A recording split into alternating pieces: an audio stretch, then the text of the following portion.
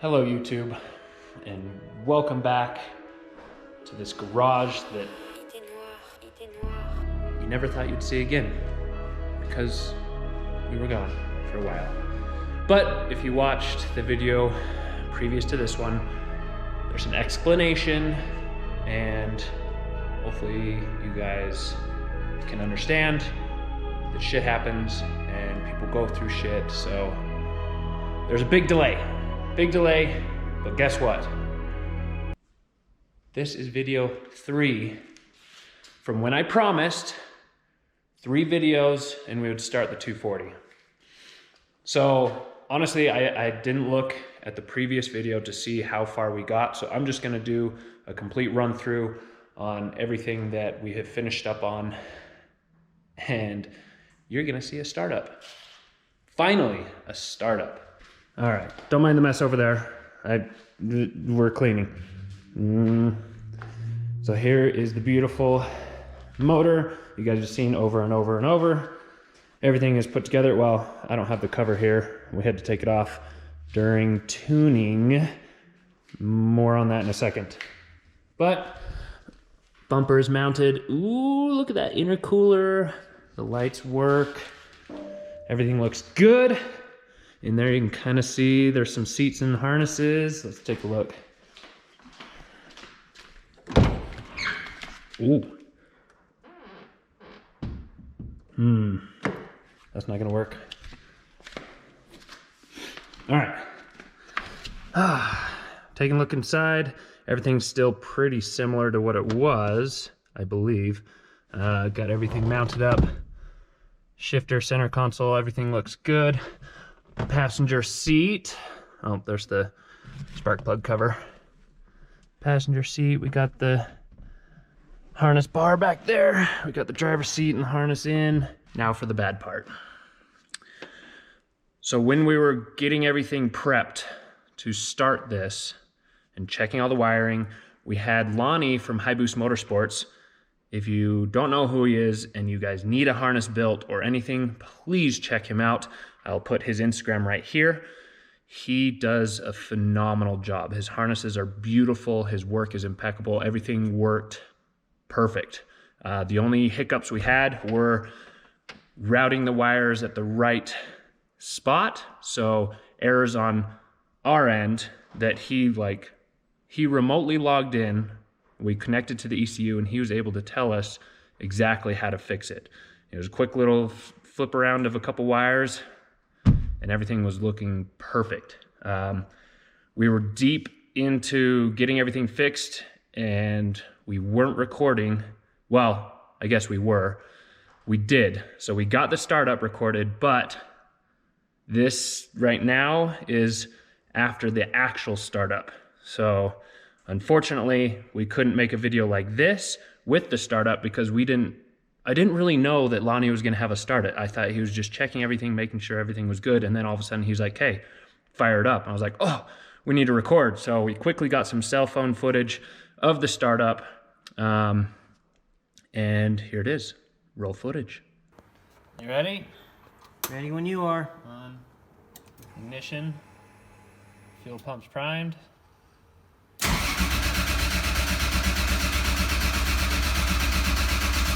Huh.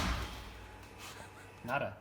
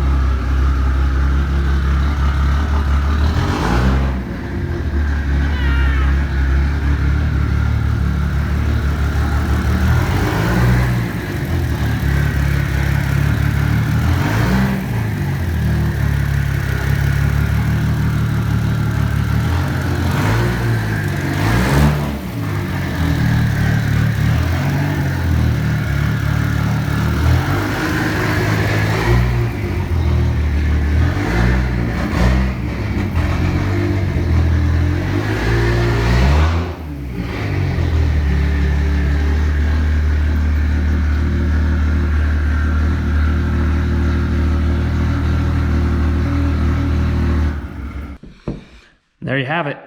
It fired up. If you saw my face, I was like super concentrated and then overwhelmed, but it took a couple times, but man, it sounded nice and healthy as soon as it actually fired up and stayed running. So that being said, here comes the bad news. Well, actually, let me show you this rear seat delete from Street Faction. It is beautiful. Oh, and the door cards. Look at these beautiful door cards. It cleans it up so well, and then it's nice and flat here so we can get the roll bar there. Let me see if there's enough light. So back here is clean, clean, clean, clean. Rear seat delete. It looks so good. Don't worry, all this red we're gonna have painted or covered. So eventually you won't see as much red on the interior as you see right now. So everything's cleaned up, looks beautiful. Okay, bad news is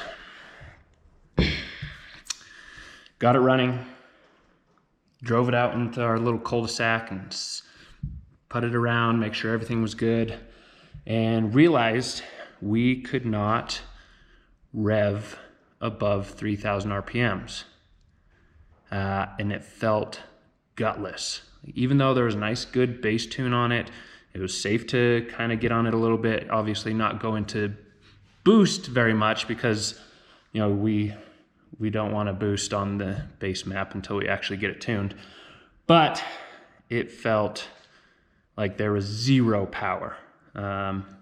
We took it to a local tuner here. His name's JR. He ran compression tests. He looked at the timing. He's like, man, everything is good. He checked vacuum, and vacuum was terrible. You know, everything, all the lines looked fine. So the only thing that we could come up with or deduce while JR talked to his friend that's like a VVTi pro, and we also got a hold of David over at 2JZ Motorsports, and the only thing that they could think of is the VVTi gear is locked up or wasn't set correctly before it was installed. So good news is it runs perfectly. Sounds great, runs healthy. Bad news is we're gonna have to tear it apart again. Not too bad, not too bad. We just have to take off the valve covers and get to this gear, pull it out. And we've looked into how to get it reset or unlocked. Few steps.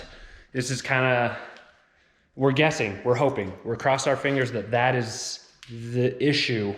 If it is, we're gonna try to get that quickly done and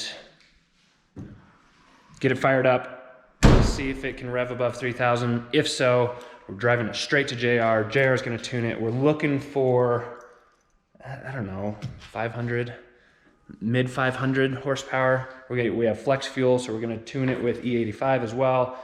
But we're looking at about 550. With this thing, it's like a go-kart. It weighs nothing. 550 is gonna be plenty of power. I don't even know if we're gonna get that to the ground on these tires. We'll probably have to get different tires or different wheel setup, which is sad because I don't want to get rid of that 3-spoke.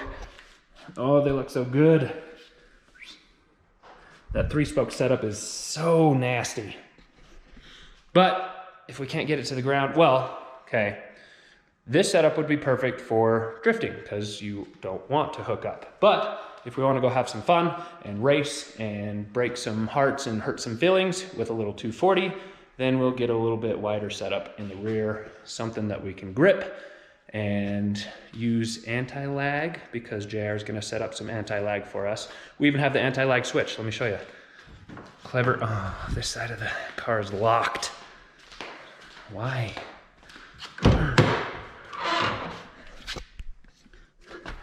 So right here, where the coins used to be, well, you can still do coins, is the little anti-lag button. So you push that, boop, and let it go, and you take off. So cute little hidden area there. I just want to say I am super proud of myself because near the end, near the crunch time, I wired up and I had to like teach myself wiring schematics and the AEM Infinity. I looked at a bunch of pinouts and wiring schematics and figured out how to wire things in. So I wired in that anti-lag switch. I wired the power windows. I wired everything, all the auxiliary stuff on my own. So that was a big win for me because I really don't know that much about cars, especially wiring. So super proud of myself on that. But let's get an actual startup for you guys, a live startup instead of that cell phone clip of the first startup. So I'm gonna start it up. I gotta move this beautiful thing out of the way. It's not mine, so don't say anything. We'll move that. I gotta push that out of the way. We'll fire this up and we'll kind of putt around and show you. I'll take you inside. It is loud as shit because there is no insulation. You can hear everything, but it'll be cool to start it up and just kind of drive it around for you real quick. Here's to hoping it starts again. It's been sitting here for a few days, or maybe a week and a half or 2 weeks, so the battery should still be good. We'll see.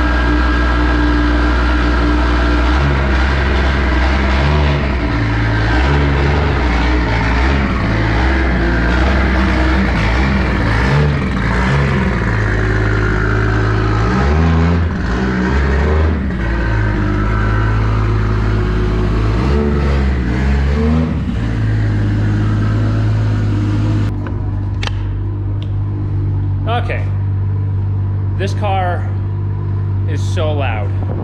I think in part due because of the really small diameter exhaust. I think it's like it's probably like a 3-inch, maybe 3.5. It looks like a 3-inch. Compared to the Supra, it's really small, but it's running, guys, it's running.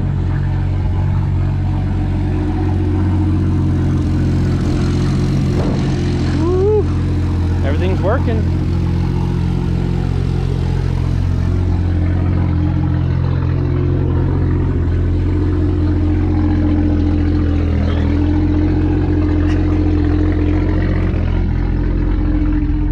Okay, so getting into this thing is still really shitty, but look at this setup. Woo! So good. Everything's working. Look at that power steering, super easy.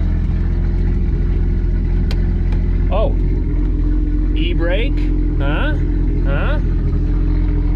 Got it to fit there. Just kind of mounted it to the transmission tunnel. And it works, fits right in between the seat. Look at that. Perfect. Fully functional. Everything worked out so nice. All right, let's go.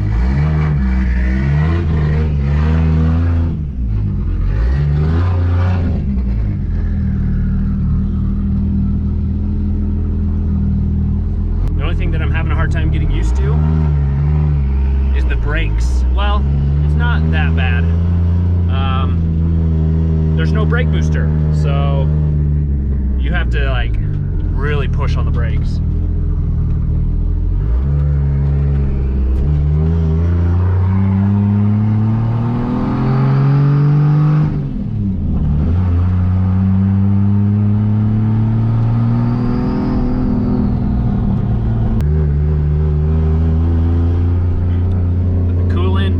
Perfect.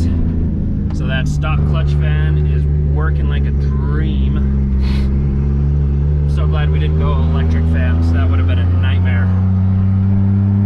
But yeah, we can go like 3,000. Wow, that was like 2,800. And it just starts sputtering. So it just kind of freezes at 3,000 RPMs. It's terrible. Terrible, terrible. I'm gonna run you through the full startup on this because it's really cool. I know it's really lame for anybody that's had an actual race car setup or like a racing setup because it's a standard setup for any car that you're using for the track. But the key, or the ignition key, is in the center console. I thought that was pretty nifty. Turn that on, which gets power to everything. And then ignition. Primes the fuel pump, gets the AEM on, and then the starter. Voila. Starts up like a dream. Now let's get this thing parked and fixed.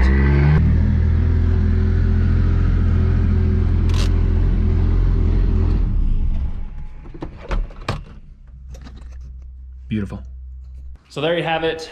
That was video 3. We got it started. It is running.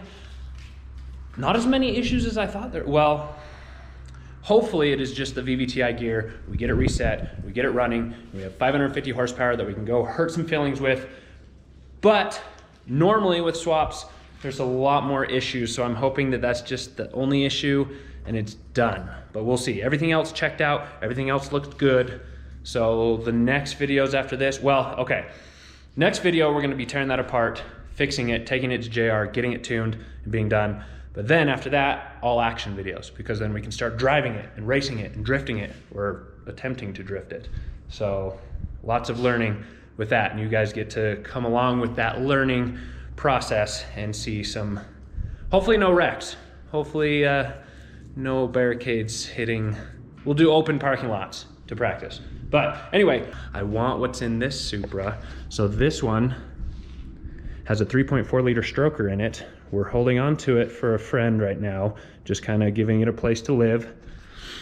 He's not sure if he's gonna hold on to the 3.4. So, you know, he could just gift it to us, you know, I'll take it off his hands, but might have to try to work a deal with him on that. So hopefully you guys liked the video. If you did, hit that thumbs up. If not, there's always a thumbs down, and just let me know down below what you want to see.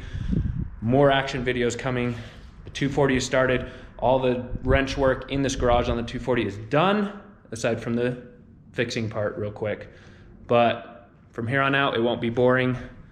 Well, I liked it, but some people might think it's boring. From here on out, it's going to be more driving, more events, more meets, pending the Corona situation. I don't know. But see you guys in the next one.